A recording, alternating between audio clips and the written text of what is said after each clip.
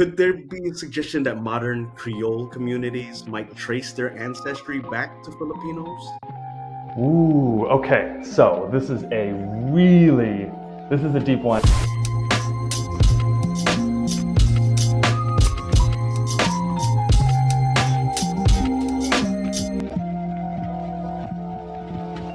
How you doing? This is Jason, And this is Kat, and you're now listening to the Future Future Ancestors Ancestors podcast. Podcast. Got a special guest here today. I kind of preface it because we speak a lot about learning and education and trying to find the best way we can get there possible.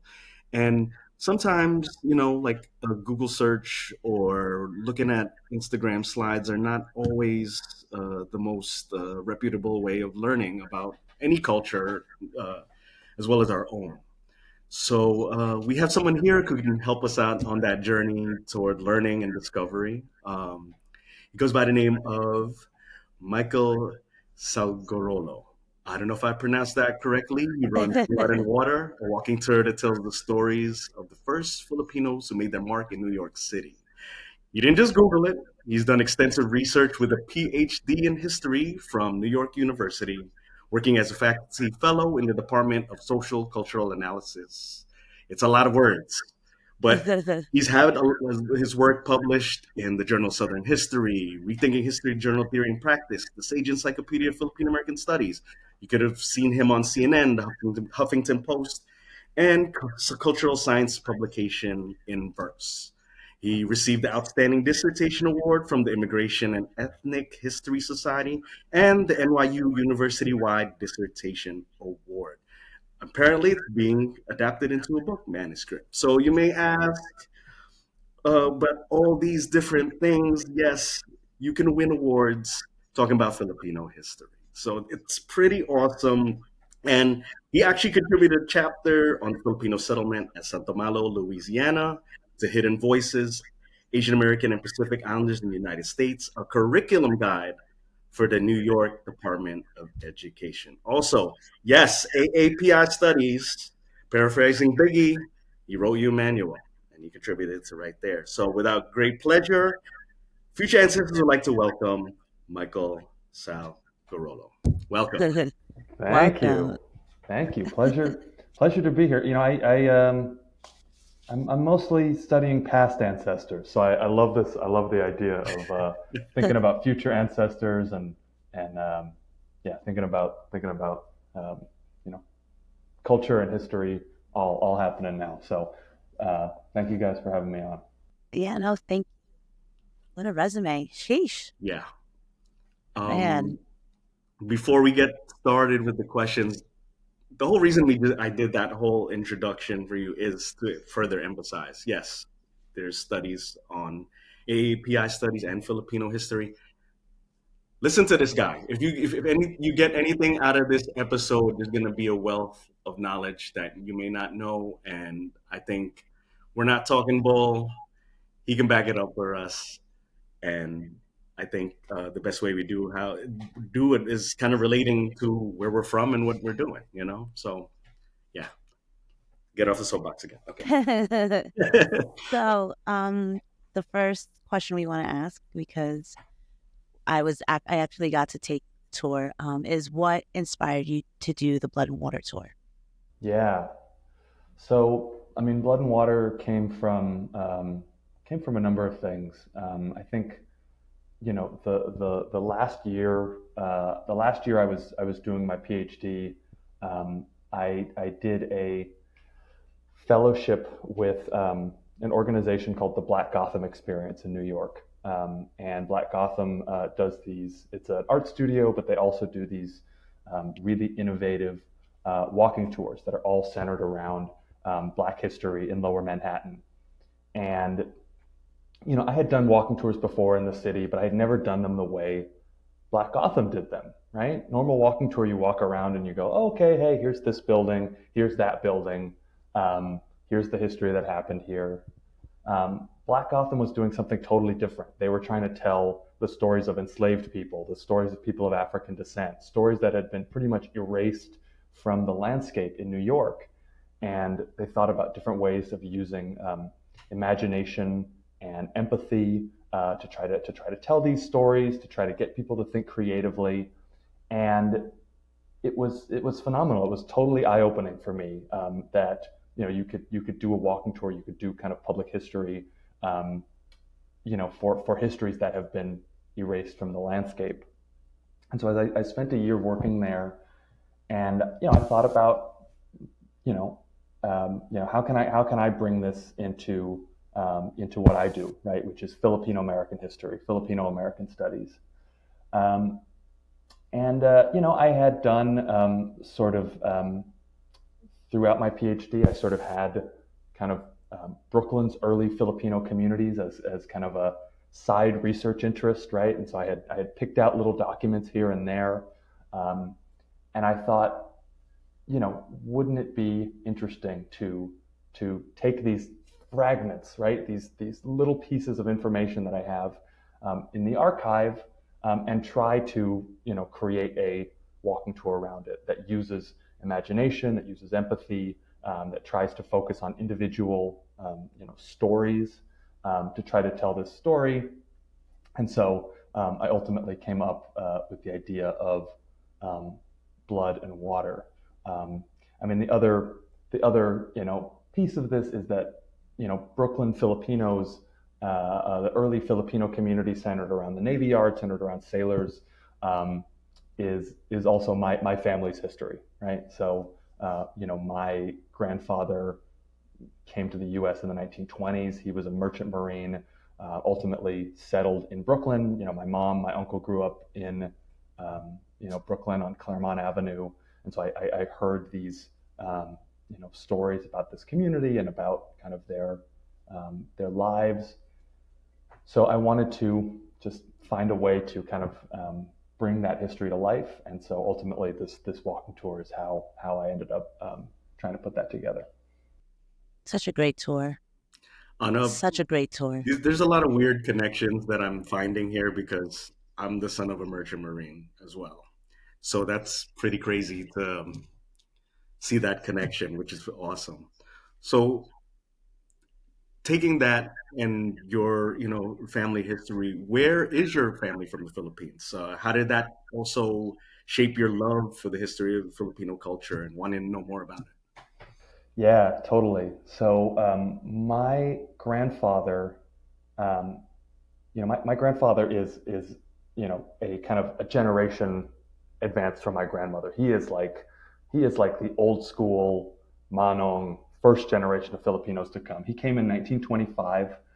Wow. He was from Pangasinan, and he was from a little town called Binalonan, which is the same town that Carlos Bulosan was from. Carlos Bulosan, who wrote America's in the Heart. Yeah. And as I went back to study that, as I was kind of reading in Filipino American studies, I did a double take because I could not believe, right, that that this was this same little town in Pangasinan. Um, and so for me, he passed before I was born. But reading America's in the Heart, which is Bulosan's kind of semi-fictional biography, right, talking about what it's like as a child. For me, I was able to access my grandfather's story in a way that was very personal and very very local to me. Um, my grandmother. Um, so he came to the U.S., married, um, and then his first wife passed away, and then he decided he married my grandmother and brought her over. She was much younger. Um, she's from Capiz, so Rojas City in Capiz, now the um, seafood capital of the Philippines. And she's my real connection to um, Filipino culture, and heritage. So I mean, growing up, this was I didn't grow up knowing a lot of Filipino-American history. I didn't grow up hearing um, hearing a lot of these stories. I think that's very common. Um, we so that's my mom's side. My dad's side is Italian and Jewish, and so this was a that that history for me was really kind of um, just not something that we heard a lot about and talked a lot about growing up. Um, and so for me, doing this history and doing this work, um, has been me kind of, you know, rediscovering a lot of this history and a lot of these roots as well. Um, so those are sort of that's sort of my Filipino family story. So, what led you to continue your education to pursue your PhD in history? Yeah, I mean, I grew up with a real love for history as a kid. I was a you know this you know Filipino-American kid, grew up in the suburbs, and just loved the Civil War. I was just this real nerdy kid who loved history and loved doing all this stuff. And even as I went into college and graduate school, I gravitated toward the Civil War, Reconstruction, slavery and emancipation. All of these things were things that I was really interested in. When I came to graduate school, I wanted to. Um, I thought, okay, I'd love to do something about, um, you know, um, Filipino immigration, U.S. empire, some of this early history, unpacking some of the history and context for my grandfather's story, um, and lo and behold, um, I ended up finding this story of these Filipinos in Louisiana, the Filipino community at St. Malo, right? This is probably the earliest Filipino community in the United States. Um, and lo and behold, they're living in the South during the era of the Civil War, Reconstruction, Emancipation, Jim Crow, all of these things. And I thought this is really a perfect story that combines all of my interests. This is something that I sort of have to write. And so that story is kind of is kind of how I got into Filipino-American history, and how I came to do the work that I do. I'm glad you brought that up. I was actually going to ask you about that. So I'm going to bridge my questioning over there because in Hidden Voices, um, you touched on the story of Santo Malo and the earliest Filipino community, yes, and how the first Filipinos arrived as crewmen and seafarers, which kind of relates to what you talk about in Blood and Water. What are your thoughts about this part of our history, with how the first Filipinos came to the United States? Totally. I mean, this has been, for the past 7 years. This has been my life, right? Is uncovering this history and telling this story. So it's something that I love and that I'm passionate about. You know, uh, One of the things I wrote in this, and I was so happy to be able to write about this for the New York City Department of Education for their Asian American Social Studies curriculum, right?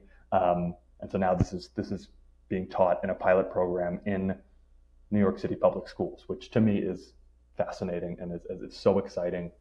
Um, One of the things I wrote is that this story is often recited as kind of a historical first, right? It's always on that like kind of timeline of early Filipinos in America, and it's we're here, and look we were here so early, and that's all good. That's great. We should do that. That's important. But I think if we just talk about it as a first and just talk about it them being present, we're missing so much of the story, right? It's so much more important than check attendance, right? Filipinos were here, check, we're here. It's so much more interesting than that, right? So when we think about this settlement at St. Malo, we're talking about Filipino sailors who are, often working on Western merchant ships. Some of them are being kidnapped to work on these ships. Some of them are facing tremendous abuse, and and so one of the ways that they find to kind of remedy this situation is to desert. They desert. In this case, many of them desert in the port of New Orleans, and they then create this fishing community out in the swamps, right? These swamps where there's not a lot of people living, right? It's hard to access. This particular swamp, Saint Malo, is named for Juan Saint Malo, who is a black maroon leader from the colonial era who came and led a settlement of self-liberated formerly enslaved people on this site. They go to this remote area and they create their own society. They create their own world. They're able to exercise autonomy and run their own little town, which is not something they can do in the Philippines, right? It's not something they can do on these ships. And so I think it's remarkable when we think about not just right the first Filipino community in America, but really an important moment in the history of colonialism and something that tells you about how ordinary people resisted and made a better world for themselves. So to me, I think it's great to know that Filipinos enter the U.S. history books as fighters, as rebels, as people who again create their own opportunities under wretched conditions. So that's why I think that story is important. Mhm. I had a follow up with that because one thing I noticed, I looked over the curriculum that you had, and there was a part of it where you pointed out of the census in 1880. Now Filipinos didn't have that category, and you had noted that you were categorized Chinese and then later Black. So what does that insight does that give for our shared struggles of community and solidarity? And on top of that, could there be a suggestion that modern Creole communities might trace their ancestry back to Filipinos? Ooh, okay. So this is a deep one, and this is a huge chunk of what my dissertation and my work is about. And it's a great question. It's complex, and it does get us into some thorny territory and some of the more uncomfortable issues and stories that are related to here too. So the document that's in there is so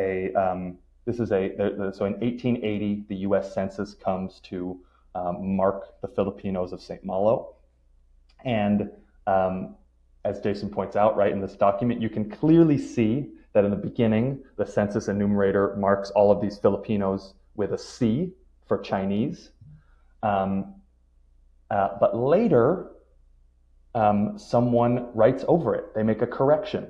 And instead of those C's, they write B for Black.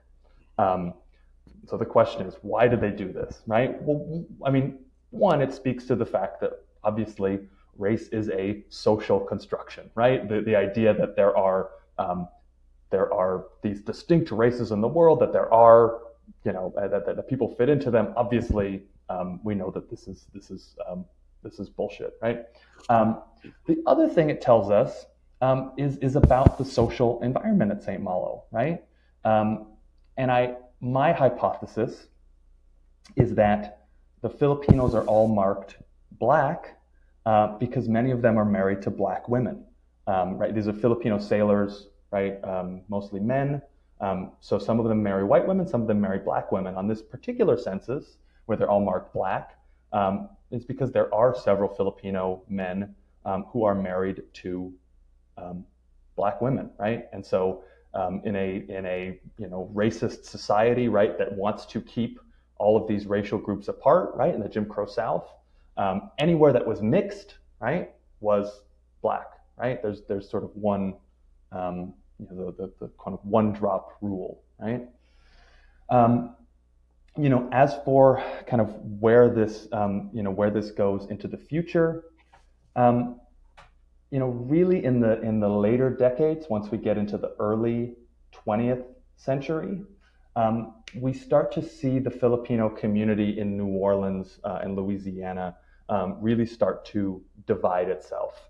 And so as we see the implementation of Jim Crow segregation in Louisiana, we see the Filipino community divide itself on issues of race.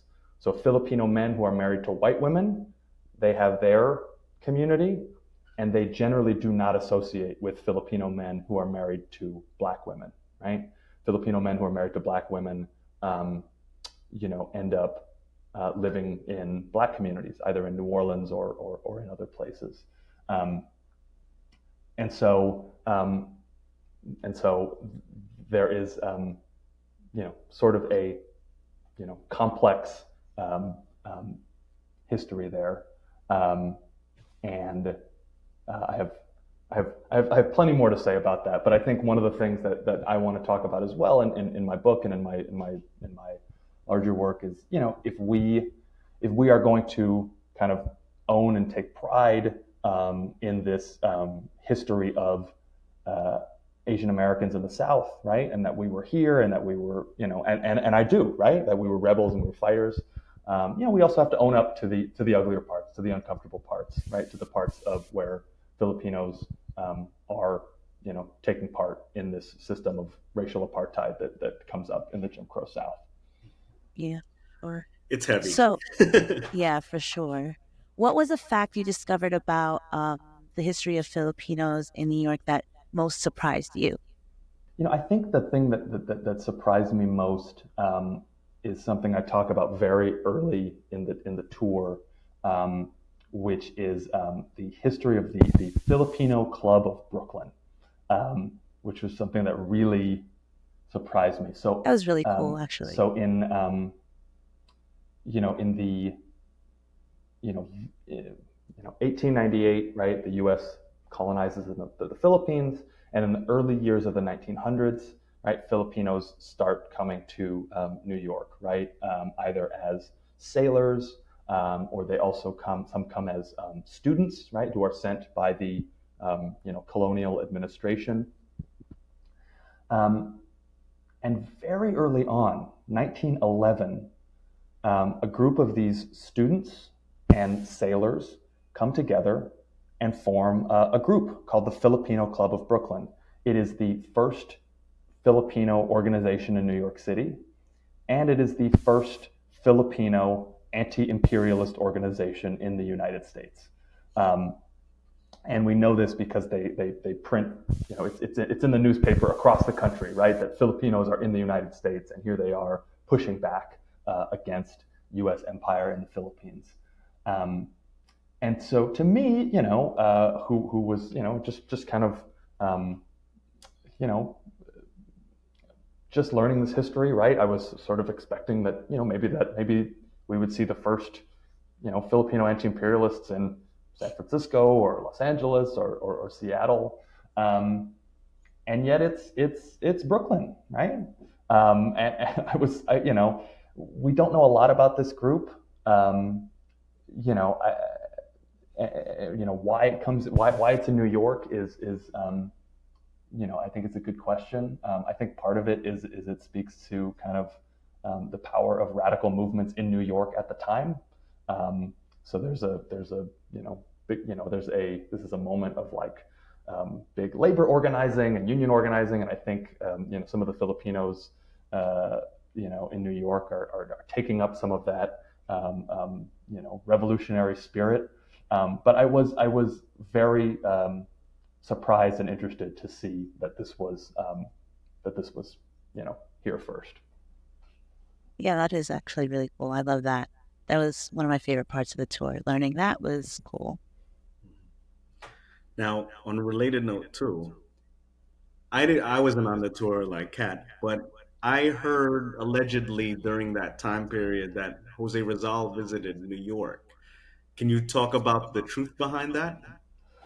That is true. Yeah. I mean, Jose Rizal has a, I believe it's in the 1880s. He did a whole tour through the U.S. So he went through San Francisco, Chicago, New York. Um, uh, I believe he stayed at one of the big hotels in what's now Gramercy Park, and there actually used to be a plaque there commemorating Jose Rizal. Jose Rizal, who stayed here in the 1880s. Um, so that is definitely true. That's in his memoirs. I think there's I mean, the thing about Jose Rizal when he came to the U.S., um, he saw the way a lot of people of color were treated in the U.S., and that actually shaped a lot of his revolutionary ideology. It shaped the way he thought. Right. So when he comes into San Francisco, he comes in on a ship from Hong Kong, and he sees that his ship is being stalled and quarantined and made to wait in the harbor, right? And he writes, he says it's very clear that they're doing this to punish and delay the arrival of the Chinese laborers who are coming in here, right? Um, the other interesting thing about this Rizal trip is he actually goes and sees a what in those days was called a Wild West show, right?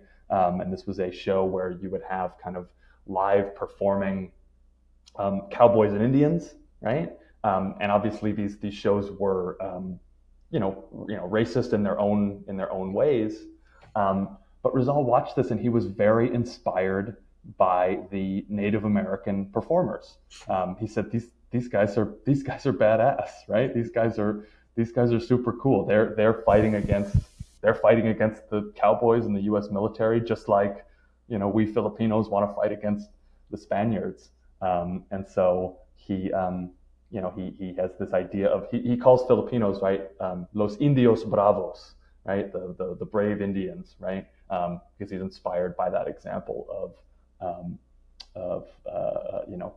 Native Americans fighting. So it's an interesting trip for Rizal, and it does end in New York City. So he's an early figure there for sure. So he did listen. That's pretty cool. The plaque isn't there anymore. It's not. It's not. We this is from what I've heard from Kevin Nadal, former president of the Filipino-American National Historical Society. He said it used to be there, but yeah, not anymore. So many of us feel disconnected from our history because it's often like unacknowledged, um, leaving us detached from our roots. What has the response been like by people who have taken your tour? I mean, it's been fantastic. I've been really pleased to see people come out and support and engage and talk. Um, Honestly, when I first started this, I basically had spent several months just locked in my apartment writing my dissertation just by myself every day. Um, and I put this tour out and I said, God, I hope people are interested in this. I hope people care enough to show up and listen, and talk about Filipino American history on a Saturday. And I have just been overwhelmed by the amount of people who have come and taken an interest. Um, Mostly Filipino Americans, but some people who, I mean, it's also a Brooklyn story. It's also a New York story. So there's a lot of people, engaged, having a lot of interest. Um, I think it the coolest thing is hanging out afterwards and hearing people talk about, their own family stories, their parents' stories. A lot of folks, right, who have, family in the Merchant Marine and things like that, right, like Jason. Um, this last time I did it, I had someone come who he was like, my father was a Filipino sailor.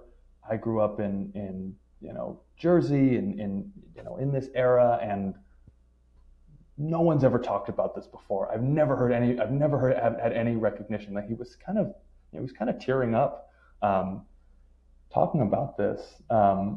So it's been really special hearing that, and also talking to lots of artists and creatives and activists, right? Activists kind of a lot of them see themselves, right, in the story of these anti-imperialists, and that part is cool too. So it's been awesome. It's been awesome, especially because as a scholar, right? As scholars, we're sort of trained to do our research, for conferences and journal articles, and this is something that appeals to a narrow audience.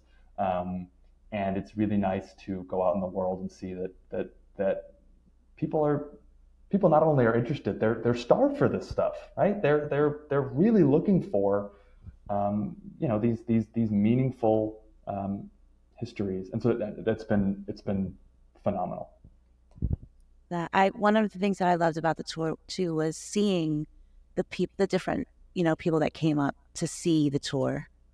Because you're teaching everyone about our history, which is awesome. It's not just Filipinos, and I think that's important, so that way other people can know who we are as well, so we could take up space. Yes, I agree with that. Totally. It's awesome.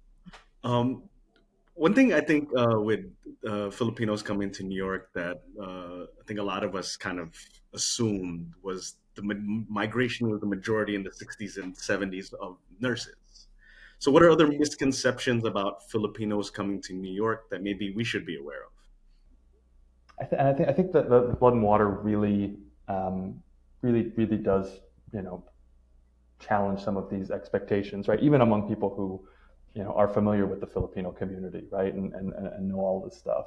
And so, like you're saying, right, the kind of dominant image that we have of kind of Filipino-American history in New York is folks coming in the 60s and 70s, nurses, and creating these communities in,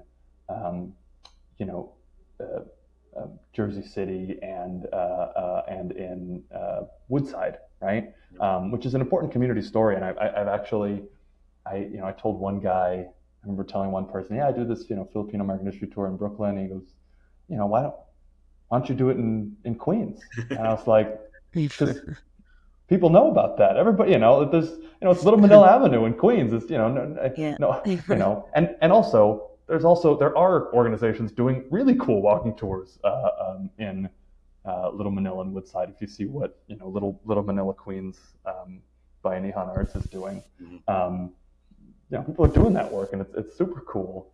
So this earlier migration is different, for a couple of reasons. One, it's mostly men, right? It's almost exclusively men, right, who are coming as sailors.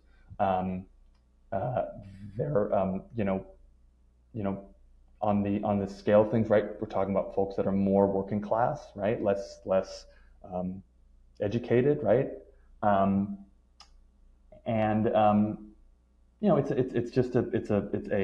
It's a different community that I think is unexpected in certain ways. So yeah, that's sort of where I land on that. Okay, so last question. You've joked that you have a Ph.D. in history, where you studied French kings but could only afford to eat at Burger King.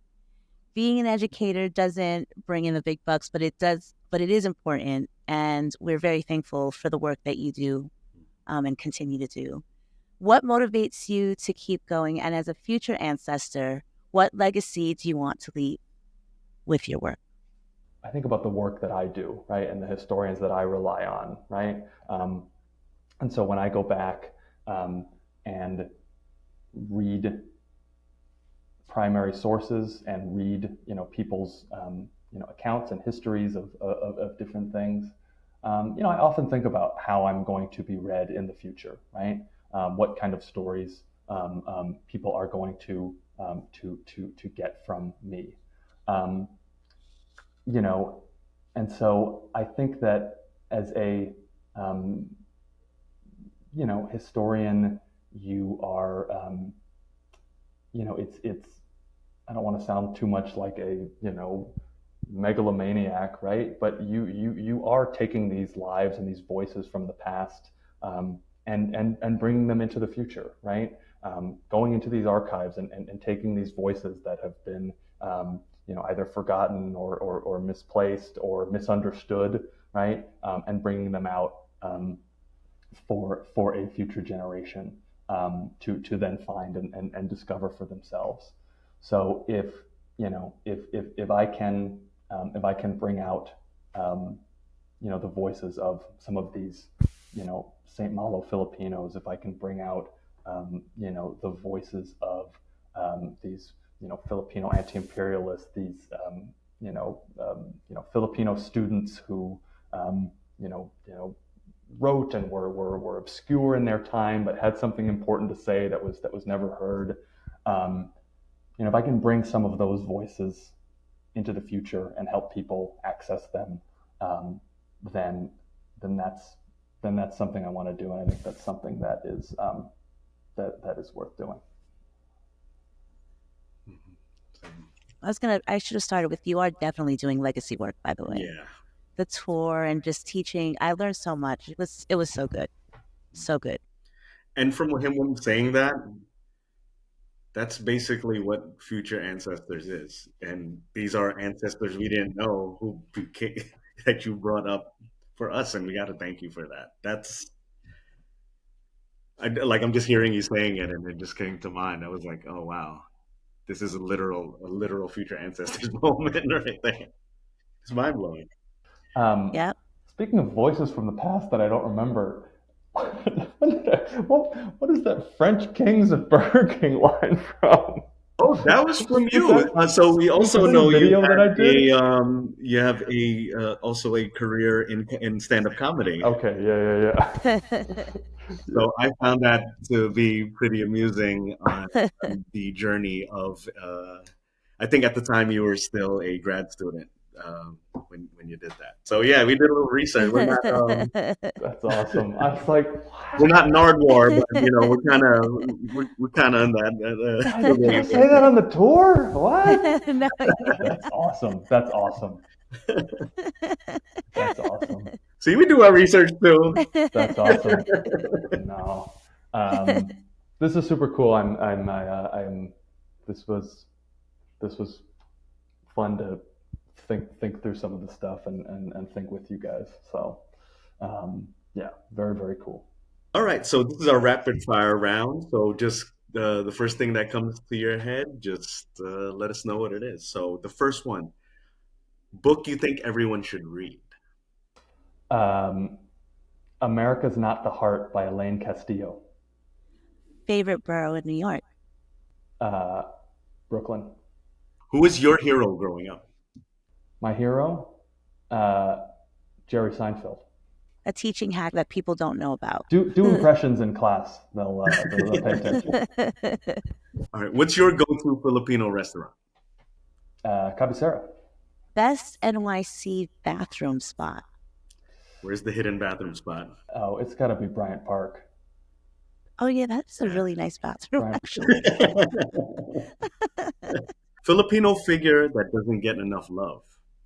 I'll say Emilio Aguinaldo, because that guy just gets hated on in every Filipino movie and book. Jeez. So we were just talking about Bonifacio Day the other day, and yeah, that's kind of, That guy can't catch a break. All right, last one. Your favorite one-line joke. Oh, Rodney Dangerfield. My mother never breastfed me. She told me she liked me as a friend.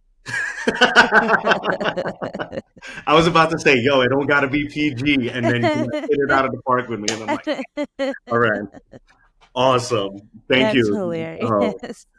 Can you tell everybody where we can check you out at? Yeah, so I'm on Instagram and Twitter at Blood and Water BK. Yeah, check it out. We'll be up in the spring, and in the next year, I'll be announcing some uh, new uh, walking tours as well. So Awesome. Amazing. Can't So wait. sit tight, give him a follow, Blood and Water Yes. BK, please, and then you could be, maybe throw that notification on so you know when the next tour is coming. And I haven't gone, so I'm due for a trip down to my birth borough, Brooklyn. So yeah, there's a lot of connections there made because yes, son of a merchant marine, born in Brooklyn. Like I was hearing everything and I'm like mirroring everything. Like oh yeah, raised in Jersey. I was like oh wait, this is me too. Is that me? Yeah, is that me? Are you talking about me? No, I didn't go there crying. No, but yes. Uh, Thank you. thank you. thank you My guys. Yes, pleasure. thank you so Thank you much. guys. Thank you very much. This has been another episode of Future Ancestors, and we're out. Peace.